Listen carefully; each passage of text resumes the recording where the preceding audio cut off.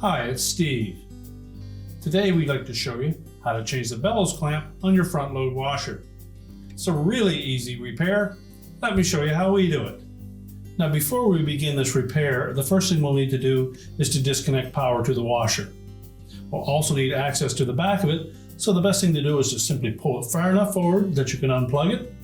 You may also need to disconnect the inlet fill hoses and the drain hose to give you adequate room behind the washer. Once we've done that, we can start our repair. Now that we have access to the back of the washer, our next step will be to remove this trim piece across the back of the console. They're typically 3 Phillips head screws. Secure that to the console.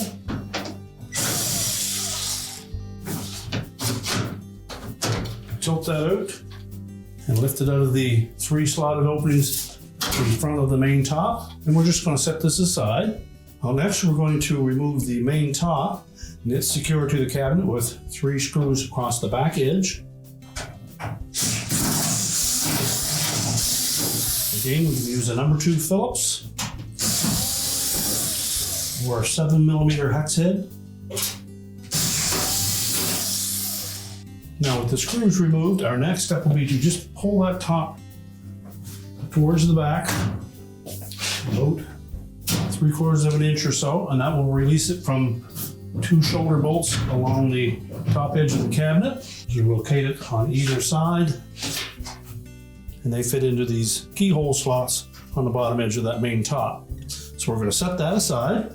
Now with the top removed, our next step will be to remove 2 screws that secure that console mounting bracket to the cabinet. There's 1 on either side.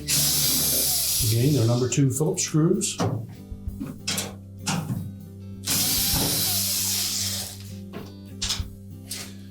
And now we'll go to the front of the washer so that we can remove that console. Next, we'll remove the dispenser drawer. Just pull it all the way out.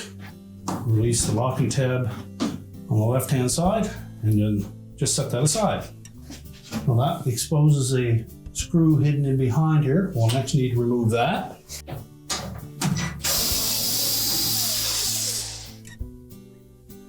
Just take note of the type of screw that goes there. It's a stainless steel, and it's about 1.25 inches long. Now with the hidden screw removed, next to remove that console, we're going to go to the right-hand side and using a thin putty knife, we'll go between the cabinet and the back side of that console.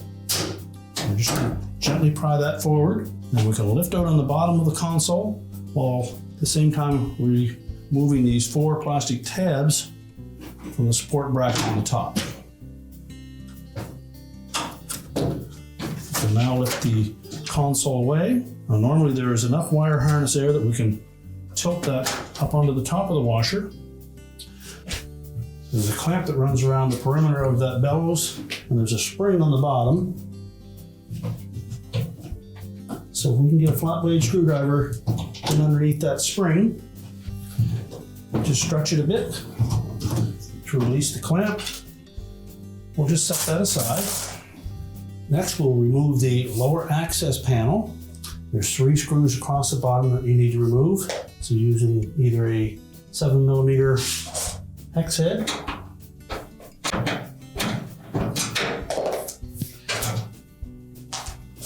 there are also number 2 Phillips heads in the center of those.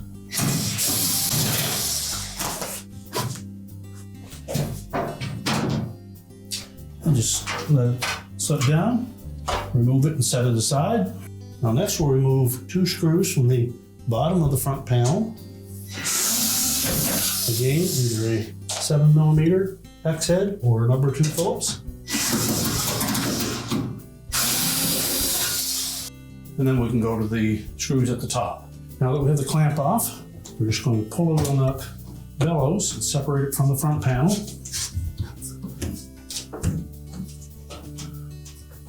The gasket has a V shape in it that fits into a V groove on the front panel. So just attach it, tuck it inside the cabinet. Next, we'll need to remove the screws that secure the door latch and switch assembly. They're number 2 Phillips head screws.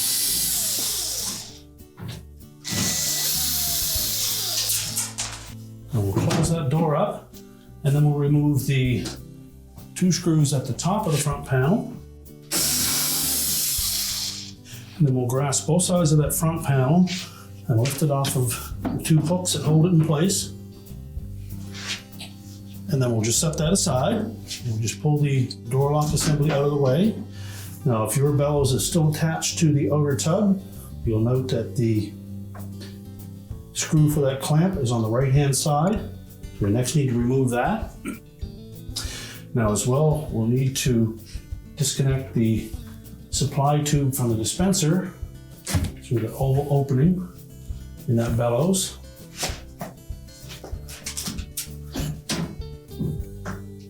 And loosen the clamp.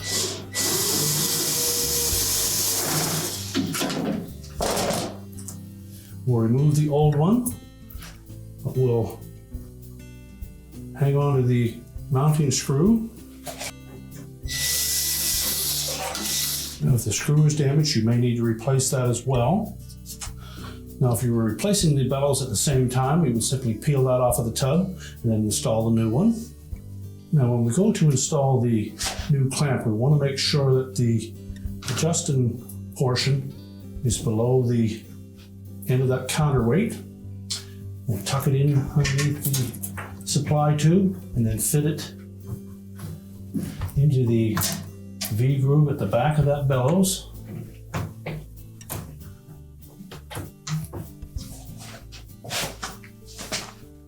Now, next we'll take the adjusting nut that came with that clamp and fit that into the new clamp with the tab side towards the wire clamp.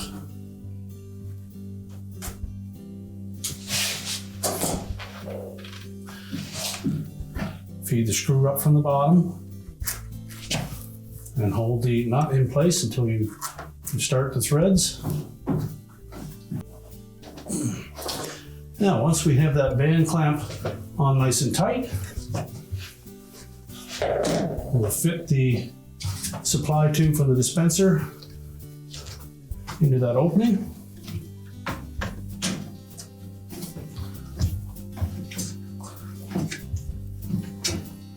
And we'll make sure that that bellows goes right up over top of that lip.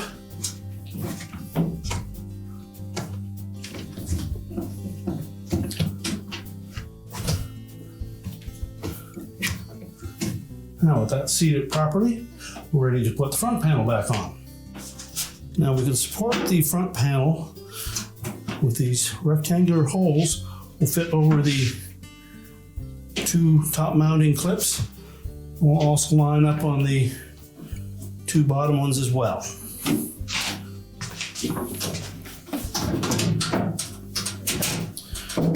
When it's mounted properly, the top flanges should lay flush and all the way down along the side of the front panel.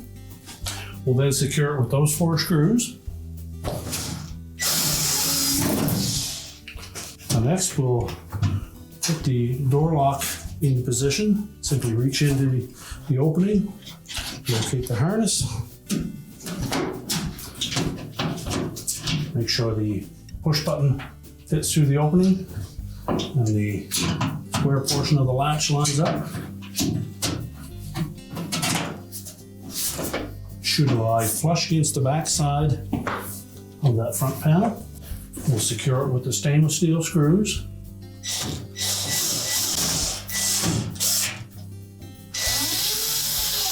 Next, we'll put the lower access panel in place. We'll make sure that we tuck the top edge of the panel in underneath the bottom of the front panel.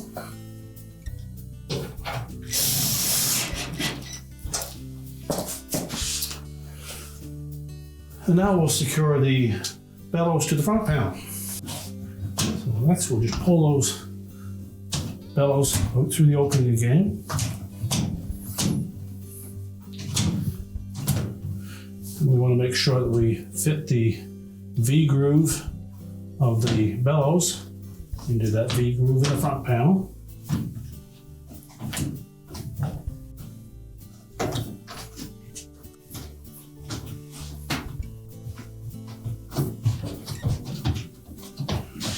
Now just go all the way around the perimeter and make sure that that bellows is firmly seated into the front panel. And now we're ready to put the spring clamp on the front.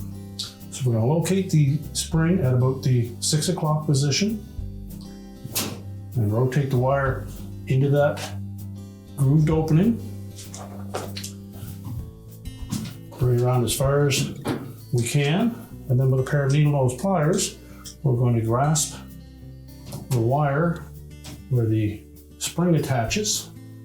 We'll stretch the spring at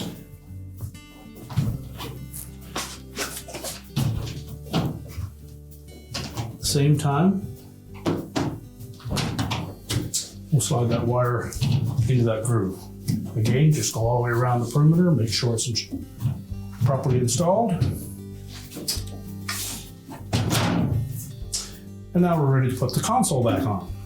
Then we're going to locate these 4 tabs across the back of the console into these 4 rectangular openings in that support bracket across the top. Center it side to side, and then rotate it down. You may need to lift up slightly on the dispenser. Make sure it fits around that. And then give the bottom right-hand corner a little bump. And then we'll secure the left-hand side with the screw beside the dispenser itself.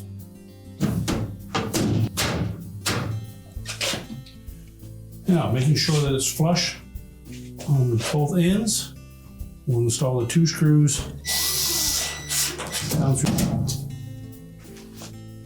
Again, make sure we use that long stainless steel screw.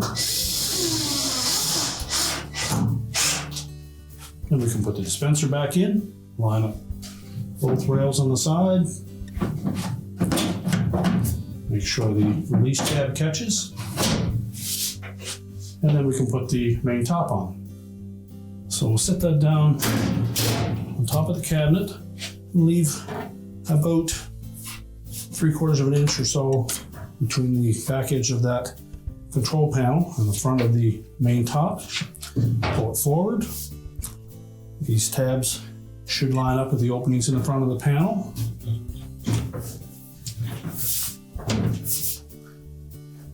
And the keyhole slots in the middle should grab so you can't lift up on either side. We can then put the top trim piece in. You'll note there are 3 rectangular openings in the main top that line up with 3 tabs on that trim piece. So they fit in. And it should slide forward until it's flush with the back edge of the console, then secure it with the 3 Phillips screws. And now we'll go to the back and secure the back lip of that top panel to the cabinet. Now next we'll reinstall those 3 screws across the back.